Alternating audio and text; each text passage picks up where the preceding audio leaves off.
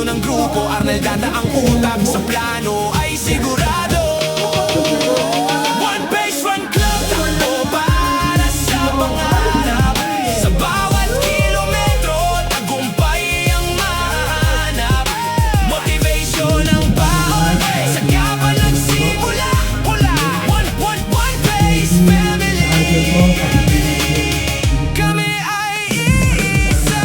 One Base, one with heart. One city, represent RP. One beat, one metal. Let's keep moving.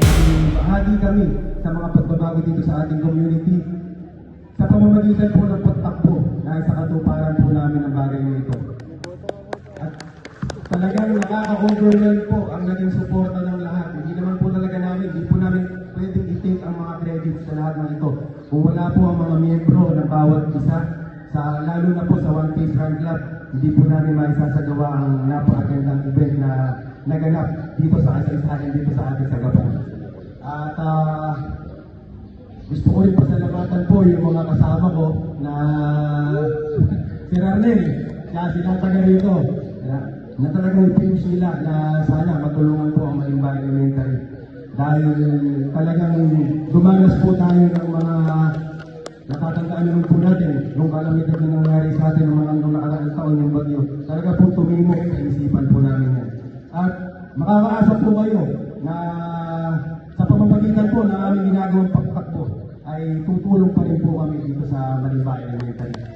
Muli po, isang magandang umaga po sa ating lahat. Thank you po sa opportunity na ibinigay niyo sa amin.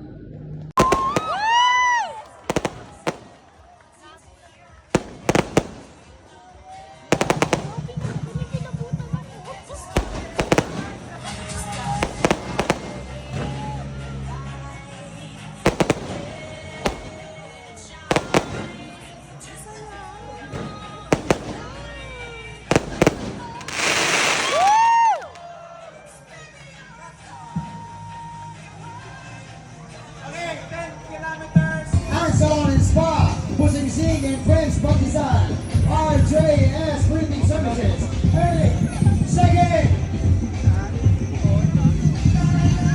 10-3-1-6, second! Yeah, congratulations! Tumakbo ka! 3 Nice, second! Parang si ano, dahil ano?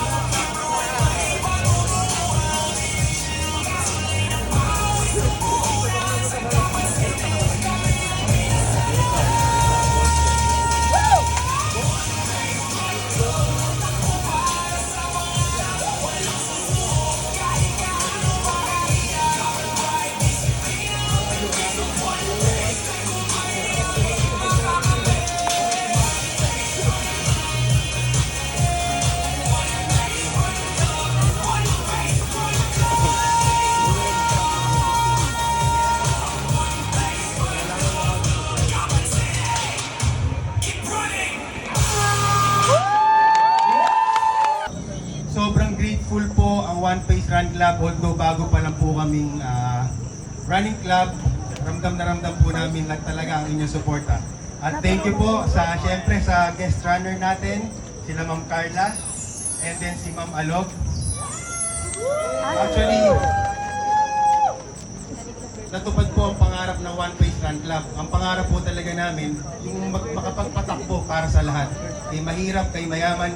Alam naman natin, hindi lahat ay may kapasidad para sumali sa mga fun run.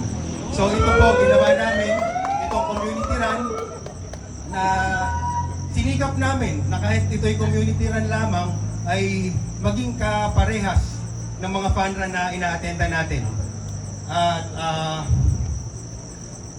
isa pa po doon ay yung makatulong po tayo sa ating komunidad. At gusto ko rin po sanang kuhanin ang pagkakataong ito upang pasalamatan po ang tao na nasa likod po ng One Pace Run Club.